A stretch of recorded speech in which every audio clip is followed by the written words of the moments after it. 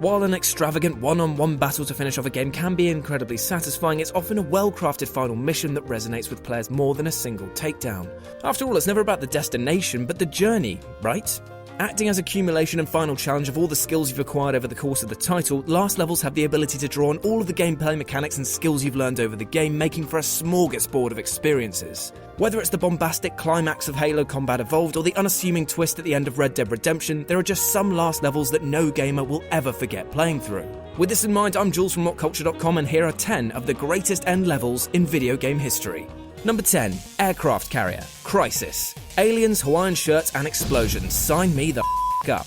Having escaped to sea on an aircraft carrier, your transport is suddenly bombarded by an alien menace that you had seemingly all but eluded up to this point, leading to one of the most explosive missions ever featured in Crytek's first-person shooting series. With the entire carrier crumbling around you, there's a certain sense of emergency imbued into Crysis's final level. Blasting your way through a sinking ship while aliens tear through the hull like it was tissue paper, resulting in a disorientating flood hitting you at every single angle, feels genuinely cinematic. And you truly get the sense that you're fighting on the back foot after being taken by surprise by a smarter, better equipped enemy. As comrades are being brutally murdered all around you, it's up to exoskeleton-clad Nomad to take on the invading forces, hold off the enemies and go down in a literal blaze of glory.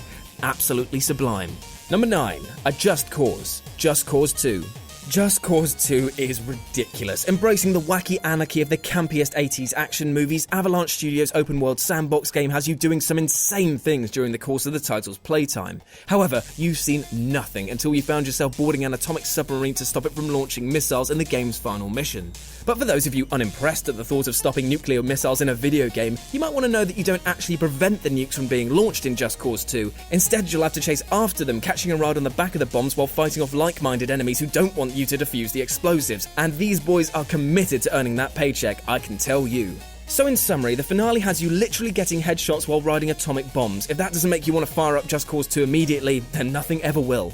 Number 8. Cradle. GoldenEye 007. Just like its movie's namesake, the finale of GoldenEye takes place atop a radio antenna about as big as my own. However, what is clearly a waking nightmare for any Vertigo sufferer is turned into the setting of one of the most memorable first-person shooter levels ever. In an intense climax, you're tasked with chasing Sean Bean's Trevelyan across the skyline. Well, it's supposed to be Sean Bean, but with N64 graphics, you could say the character model was supposed to be Shania Twain and everyone would believe you. And you've got to stop him from arming the GoldenEye satellite firing mechanism. It's frustrating for sure, and the chase will see you falling off the level more than not. However, it's the ending of this level that gives the perfect closing line. In classic Bond fashion, once you finally cornered Trevelyan, he cranks up the cliched movie villain mugging to stratospheric levels, mocking you with a smug, "For England, James?" just before you put enough bullets in him to send him flying off the tower, but not before delivering a cool, "No, for me, revenge has never felt so sweet." Number 7. One card left to play. Max Payne 3. The entire point of Max Payne is that the character you're playing isn't the typical action hero, a drunken, out-of-shape mess that makes me look like a bodybuilder by comparison. The titular Max stumbles through levels without an ounce of grace, haphazardly shooting everything in sight like an American police officer. Oh, that roast. It's actually a rather refreshing approach to a third-person shooter, as the sense of weight and momentum that comes with being Max adds a sense of tactile believability to every gunfight. And the title's final level provides the perfect playground for Max's newfound love of anarchy, embodying the game's sense of the cinematic perfectly as you chase down the game's antagonist through a series of perfectly paced firefights. As the tension ramps up and the music swells to the beat of your explosive punishment, blowing through hundreds of faceless goons has never felt so satisfying.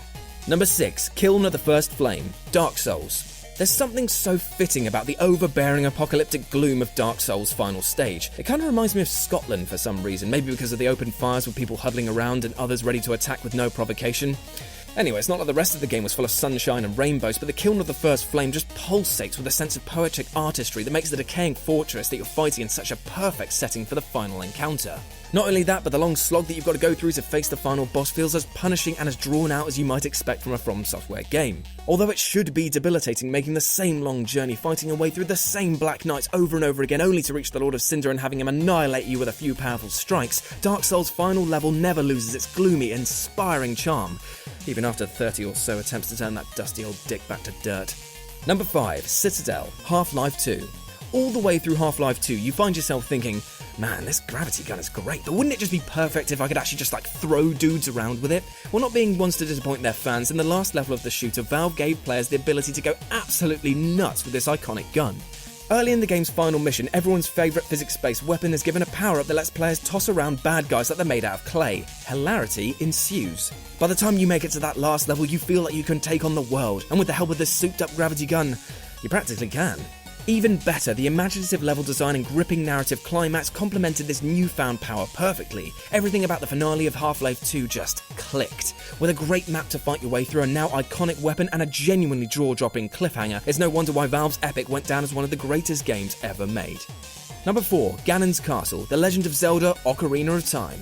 Ganon's Castle, the final dungeon in the iconic Ocarina of Time, boasts such a wide variety of challenges and secrets that it's a no-brainer why both the location and quest have gone down in Legend of Zelda history as being one of the series' most defining levels. Balancing the need to break each elemental barrier blocking your path while fighting your way through the tower itself, the castle acts like a tour de force in video game level design.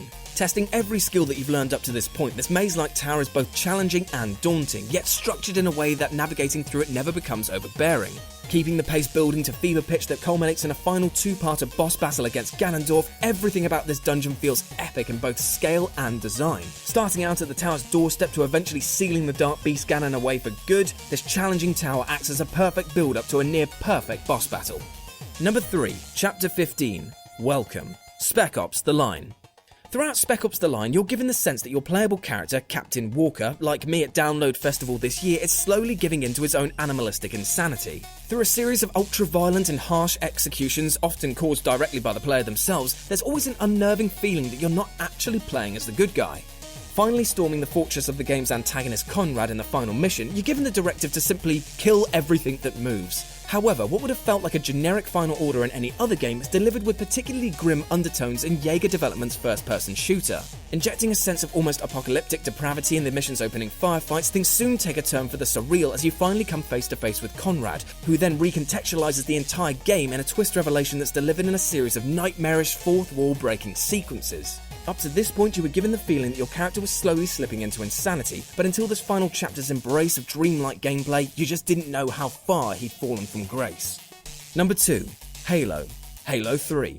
Paying homage to the original Halo Combat Evolved's final level, the third entry's series-ending, well, it was at the time, finale came full circle, seeing the player attempt to escape a crumbling Halo ring exploding all around them. Navigating the constantly changing terrain while the Arbiter rained fire from the Warthog's turret felt epic, and with the series-defining score blaring in the background, it was hard not to feel an emotional engagement to this adrenaline-fueled climax. The fact that 3 games worth of story was culminating in one final explosive hurrah was just incredible. More than anything else though, playing through Halo 3's final mission felt as if you were playing a piece of gaming history in the making.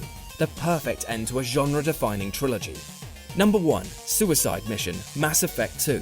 If an entire game is centered around the build-up to a single mission, then you bloody well better hope that that mission is actually worth the 20 hours of preparation players have had to put into it. Pinning the entire plot of Mass Effect 2 around a single suicide mission could have been as disastrous for BioWare as the final sections of Fable 3. Shame, endless shame on that ending, I will not forgive you. But fortunately, BioWare, like me in bed, managed to pull off the impossible. The level works so well because it actually lives up to its provocative name. Although more missions than you can count will have been described as suicide mission in video games before, it's rare that they actually feel dangerous and usually just end up with everyone getting out alive with the exception of maybe a few red shirts. But with Mass Effect 2, the last quest more than lived up to its moniker. By planning tasks around the wrong teammates, not making the right preparations in the lead up to this battle, or just not making them quick enough, every choice you take in this sequel's final mission can get any member of the squad you've been building up and connected with brutally murdered. Oh god, the pressure.